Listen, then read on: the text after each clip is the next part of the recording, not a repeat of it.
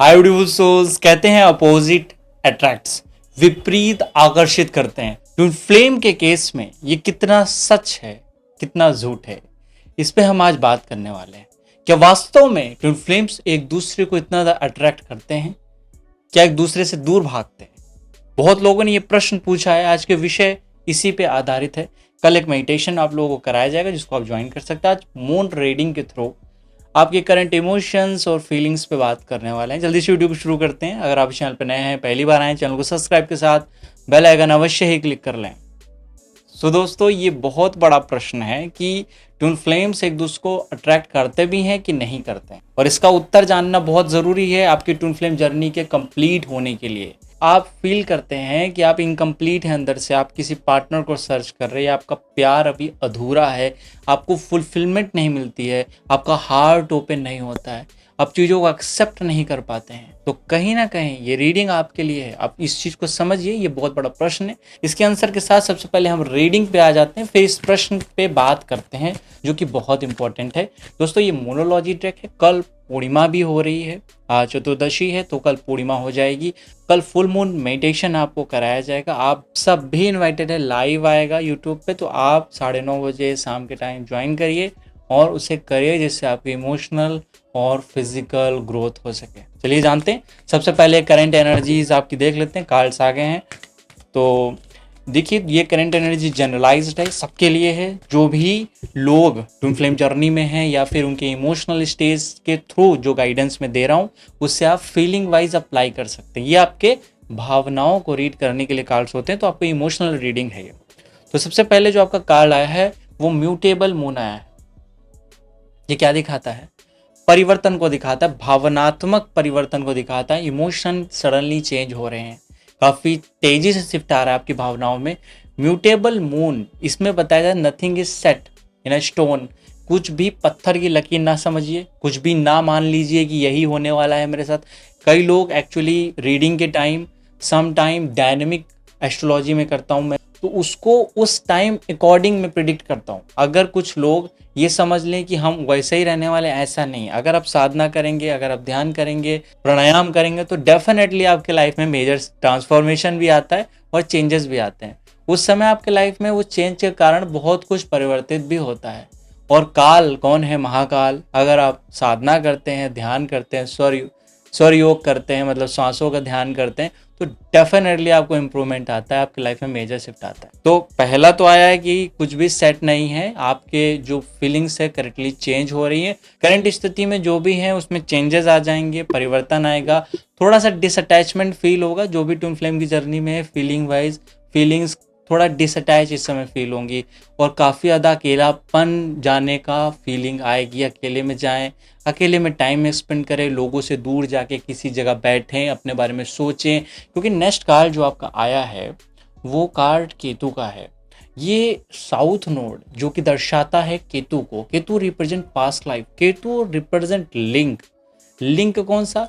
जिन भी मेमोरीज से आप अटैच हैं, जिन भी इमोशंस से आप अटैच हैं, वो कहीं ना कहीं अभी तक आप रिलीज नहीं कर पाए हैं। तो उसको रिलीज करने के लिए ट्राई करिए, जिसके लिए मैंने कर्मा क्लिनजिंग मेडिटेशन कराया है, जो प्लेलिस्ट पे भी अवेलेबल है, टेलीग्राम पे भी रिकॉर्डिंग अवेलेबल है। आप उसे नीचे ज्वाइन करके उसे कर सकते हैं। साथ ही इसमें बताया जा रहा है कि आपको होल्ड ज़्यादा चीज़ों को नहीं रखना है, क्योंकि आप जितना होल्ड करेंगे उतना रीथिंक करेंगे, बार बार आपके इमोशंस आपको ट्रिगर करेंगे। केतु का आपको बहुत ज़्यादा किसी चीज़ में ले जाते हैं। पहले जैसे किसी से रिलेशनशिप हुआ तो बहुत इंटेंस हो गया, फिर एकदम से सेपरेशन हो गया, तो वो चीज़ रियलाइजेशन क्यों कराते हैं? क्योंकि केतु आपको रियलिटी से अवगत कराते हैं, क्योंकि मृत्यु के परे हैं वो, तभी तो पास्ट लाइफ को दिखाते हैं। केतु दिखाते हैं जो भी इस माया को परे देखने की क्षमता, हृदय से, प्रेम से, भक्ति से, डिवोशन उत्पन्न करते हैं केतु। तो इस समय थोड़ा डिवोशनल आप में फीलिंग आएगी, थोड़ा सेपरेशन आएगा। कुछ लोग इसमें अवसाद में भी चले जाएंगे, बिकॉज जिन लोगों के केतु या पर्सनल इंडिविजुअली चार्ट अच्छे नहीं है या कोई प्रॉब्लम है, पूर्णिमा के समय क्योंकि क्लिनजिंग हो रही है, कुछ लोग को डिप्रेशन जैसी भी फीलिंग आएगी। लेकिन कुछ लोगों की अगर स्थिति इंडिविजुअल अच्छी है तो ये चीज़ बहुत अच्छी है। वो लोग एकांत में रहें और डिवोशन करें, जिससे इनकी energies back to the track आ सके। नेक्स्ट जो एनर्जी आई है आपकी फुल मून इन पाइसियस की आई है। देखिए, पाइसियस जो राशि होती है आई डोंट नो, अभी नजर आया क्यों नहीं। तो पाइसियस क्या, दो मछली होती हैं जो एक दूसरे की तरफ भाग रही हैं। ये क्यों है? ये काल चक्र है जिसमें आप कॉन्टिन्यूअस फंसे हुए हैं। ये माया, ये 3D है। एक मछली दूसरी मछली का पीछा कर रही है, वो कॉन्टिन्यूअस भाग रहे हैं एक दूसरे के पीछे। और इसी वजह से मोक्ष भी है। जब इस कॉन्टिन्यूअस फ्लो को आप ब्रेक कर देते हैं, आपकी स्पिरिचुअल ग्रोथ होती है। इसका मतलब यही है कि आपकी स्पिरिचुअल ग्रोथ भी होने वाली है, आपको रियलाइजेशंस भी आने वाले हैं। अब जो पाइसियस राशि है वो यहाँ पे ये दिखाती है मोक्ष। ऐसा नहीं दिखाती है कि यहाँ की चीज़ों को आपको पूरा छोड़ना है। इसी वजह से ये काल में बताया जाता है balance in spirituality and practicality. आपको भौतिक संसार अर्थात 3D प्लेन और 5D प्लेन में एक सामंजस्य, एक संतुलन स्थापित करना है। तो ये इस समय की भावनाएं हैं, और जो भी गाइडेंस भावनात्मक रूप से आ रहा है उसे आप फॉलो करिए। डेफिनेटली जो द्वंद्व है, जो कश्मकश है, उससे आप निकल जाएंगे। फुल मून के दिन मेडिटेशन करिए तो काफ़ी जो हैवीनेस है, जो कुछ नज़र लगी हुई है, उससे आप जल्द ही बाहर आ जाएंगे। आपके टॉपिक पे आ जाते हैं, वो बहुत इंपॉर्टेंट। कई लोगों ने ये प्रश्न पूछा भी है, आकर्षण कितना होता है ट्विन फ्लेम्स में। इसको एक बात सुन लीजिए, अगर आप इसको अप्लाई अच्छे से कर पाए तो अपनी ट्विन फ्लेम जर्नी को कंप्लीट कर सकते हैं।